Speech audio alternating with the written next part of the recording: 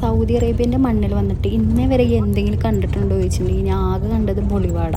അതിൻ്റെ അപ്പുറത്തേക്ക് ഞാൻ ഇന്നേ വരെ ഒന്നും കണ്ടില്ല. പക്ഷെ ഇന്ന് ഞങ്ങൾ പോകുന്നത് ഇവിടുത്തെ ഏറ്റവും പ്രധാനപ്പെട്ട ഒരു കേവ് കാണാൻ വേണ്ടിയാണ് പോകുന്നത്. ഹിഡൻ കേവ്, അല്ലെങ്കിൽ അതിനെ ബാറ്റ് കേവ് എന്നാണ് അറിയപ്പെടുന്നത്. നമ്മൾ നോക്കിയപ്പോൾ ഇവിടെ വരണമെങ്കിൽ ഒന്നെങ്കിൽ ഓഫ് റോഡ് റൺ ചെയ്യുന്ന വണ്ടി വേണം, അല്ലെങ്കിൽ സൈക്കിൾ വേണം. അല്ലാതെ നമുക്ക് ഇങ്ങോട്ട് വരാൻ കഴിയുമെന്ന് എനിക്ക് തോന്നുന്നില്ല. കാരണം വണ്ടി പകുതി വെച്ചിട്ട് പണി തരും നോർമൽ വണ്ടിയാണെങ്കിൽ. അപ്പോൾ ഇതാണ് ആ കേവ്.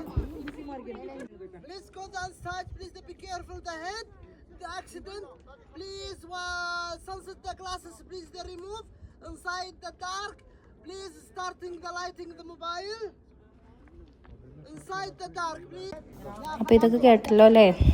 ഉള്ളിക്ക് ഒരു ചെറിയൊരു ഹോളുള്ളായിരുന്നു, അതിലൂടെ നമുക്ക് ഇറങ്ങണം. പിന്നെ എന്താ, ഉള്ളിൽ ഫുള്ള് ഡാർക്കാണ്.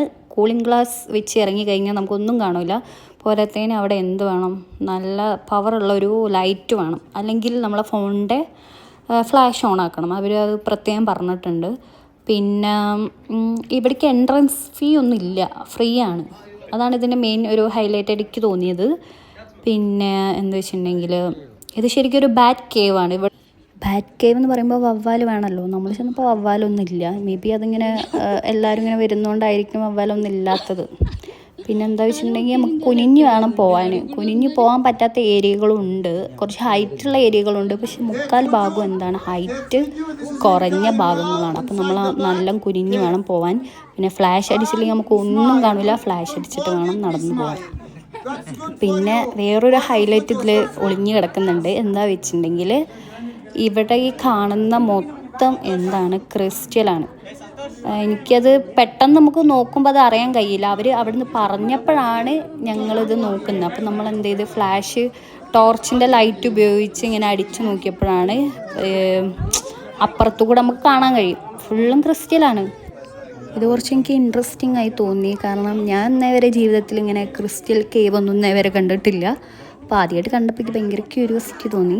പിന്നെ ഇതൊക്കെ കാണാൻ താല്പര്യമുള്ളവർ എന്ത് ചെയ്യുക, ഇതൊക്കെ വന്ന് കാണുക. എന്ന് വെച്ചിട്ടുണ്ടെങ്കിൽ സൗദി അറേബ്യയിൽ നമുക്ക് ഇങ്ങനെ റൂമിൻ്റെ ഉള്ളിൽ തന്നെ ഇരുന്ന് കഴിഞ്ഞാൽ ഇതൊന്നും നമുക്ക് കാണാൻ കഴിയില്ല. പിന്നെ എന്താണെന്ന് വെച്ചിട്ടുണ്ടെങ്കിൽ ഇത് എഡ്ജ് ഓഫ് ദി വേൾഡിലേക്ക് പോകുന്ന വേയിലാണ് ഇത് കിടക്കുന്നത്.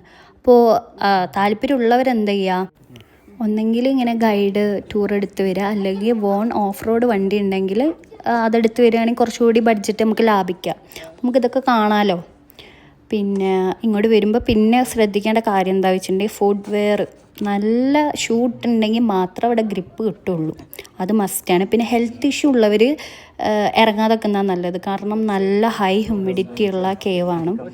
പിന്നെ ഇതിൻ്റെ ഉള്ളിൽ നല്ല പൊടിയായിരുന്നു. അപ്പോൾ പൊടിയൊക്കെ അലർജി ഉള്ളവർക്ക് എന്ത് ചെയ്യുക, ഇങ്ങനെ ഇറങ്ങാതൊക്കെ എന്നാണ് ബെറ്ററായിട്ട് എനിക്ക് തോന്നുന്നത്.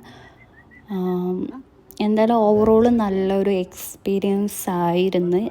അപ്പോൾ കാണാൻ പറ്റുന്നവർക്ക് വന്ന് കാണാം. പാക്കേജ് എടുത്ത് വരുന്നവർക്ക് പാക്കേജ് എടുത്ത് വരാം. മലയാളികളുണ്ട്, പിന്നെ സൗദി അറേബ്യൻ്റെ കീഴിലുള്ള ടൂറിൻ്റെ ഉണ്ട്. അങ്ങനെ ഒരുപാട് അവൈലബിൾ ആണ്. അല്ലാത്തവർ ഒറ്റയ്ക്ക് വരാം.